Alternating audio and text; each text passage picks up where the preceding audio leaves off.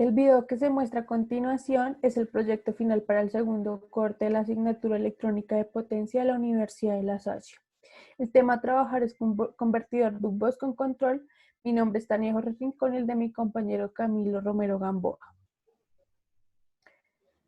Primeramente se desean hacer los cálculos del Buck-Bus sin control, donde las condiciones de diseño son un voltaje de salida de 6 a 24 voltios, el voltaje de entrada que sea de 12, la resistencia que va a ser la del celular, que haciendo los cálculos da de 2.5 ohmios, un porcentaje de error que va a ser del 0,001 y una frecuencia de 10 kHz, que como ya lo hemos visto con experiencias de otros tipos de convertidores, es bastante útil utilizar frecuencias altas. En la figura 1 se observa el circuito 1, donde están los elementos básicos del convertidor, que son la carga, el capacitor, la inductancia, el diodo, el MOSFET y finalmente la fuente de suministro. Entonces, los primeros cálculos vienen siendo observando el comportamiento al máximo voltaje que se va a ver en la salida, que va a ser de 24 voltios DC, donde tenemos como resultado un duty de 0,66, lo que es por encima de un 50%, lo que significa que el sistema va a elevar. Después se hacen los cálculos de L y C, que son los elementos básicos del sistema, donde se va a utilizar el duty calculado y la frecuencia ya establecida de los 10 kHz, donde la L da de 13,86 microhenrios y la C da de 26,68 milifaradios. Se hacen después de esto los mismos cálculos, pero para el voltaje mínimo que queremos observar a la salida del sistema, donde el duty dio como resultado 0,33 y se calculan la L y la C. Volvemos a recalcar que el duty da por debajo del 50%, lo que significa que el Buck-Bus va a reducir el voltaje en la salida respecto a su entrada. Entonces, la L y la C se calculan por medio de este duty con la misma frecuencia ya establecida y da finalmente una L de 55,55 microhenrios y un capacitor de 13,33 milifaradios. Por temas de diseño y por la experiencia observada en el procedimiento de este ejercicio, se toman el valor de los elementos en el estado más crítico al que se va a encontrar el sistema, con un voltaje de 6 voltios. Y se es crítico este voltaje por el tema de las corrientes. Entonces la L finalmente queda para el Buck-Bus con control de 55,55 microhenrios y C de 13,33 milifaradios. Bueno, por otra parte, entonces llevamos toda esta información al MATLAB. Entonces aquí en primera instancia tenemos el montaje Buck-Bus, pero sin control. Entonces lo logramos como sintonizar de tal forma que la salida nos arrojase una tensión muy similar a los 24 voltios que lo deseado. Esa sintonización se hizo por medio del duty de este bloque de pulso. Entonces aquí lo colocamos con el punto 66 que mi compañera mencionaba anteriormente. Entonces al hacer esta configuración, entonces también se trajeron los datos del valor de la L, el valor de la C y el valor de la R. Entonces posteriormente pues vemos en la simulación cómo se comporta pues por medio de esta configuración. Entonces aquí podemos ver en el scope cómo se construyen a través del tiempo. Entonces aquí podemos ver cómo las señales se comportan. Entonces vemos que la señal, pues aunque no tiene control, se aproxima bastante y que su tiempo de establecimiento también es relativamente corto.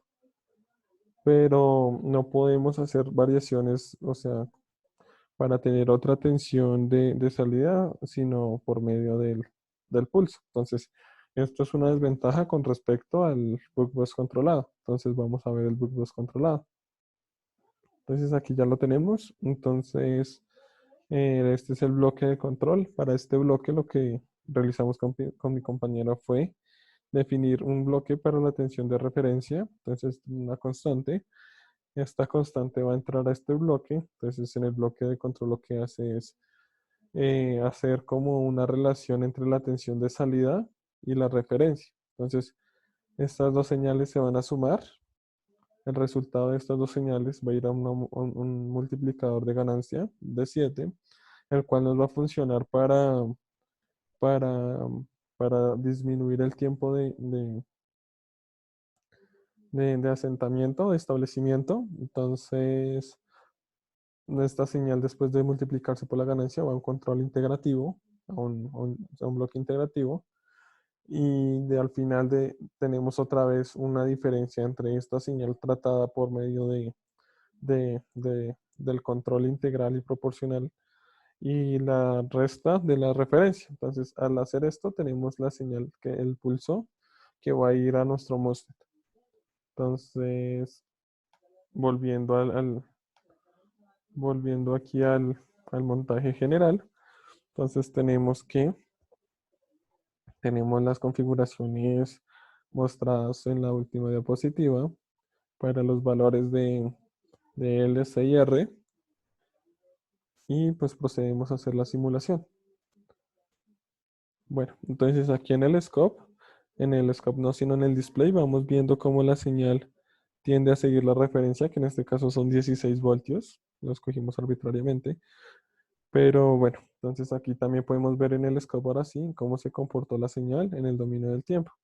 Entonces aquí podemos ver cómo llegó hasta los 15.5 voltios, bueno, osciló en realidad sobre ese eje, pero no llegó a los 16, o sea, pero se tiene un tiempo de establecimiento corto y relativamente el error es bajo, o sea, el error de estado estacionario es bajo.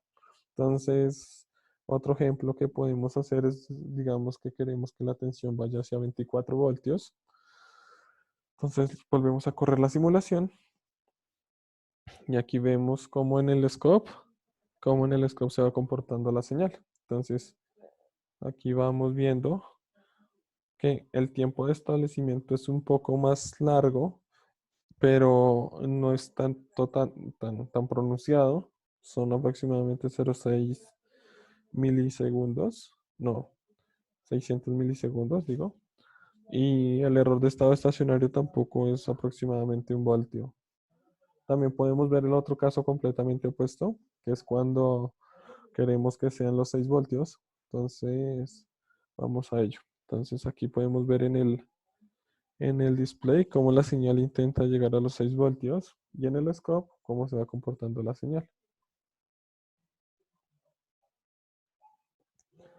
Finalmente, pues podemos decir que el control funciona relativamente bien, ya que podemos tener diferentes tensiones de salida, solo modificando la referencia sin modificar ningún parámetro del circuito, digamos una inductancia, un capacitor o la carga. Entonces, eso es un aspecto positivo o una ventaja de tener el bus controlado, ya que para muchas aplicaciones de la vida real, los sistemas bus son muy utilizados. Digamos un ejemplo para lo de los paneles solares, como se vio en clase, que pues la radiación solar no es constante pues, para todo el día y se tienen tensiones variables captadas por el panel, pero a la final él debe entregar una tensión constante. Es algo más o menos parecido a esto.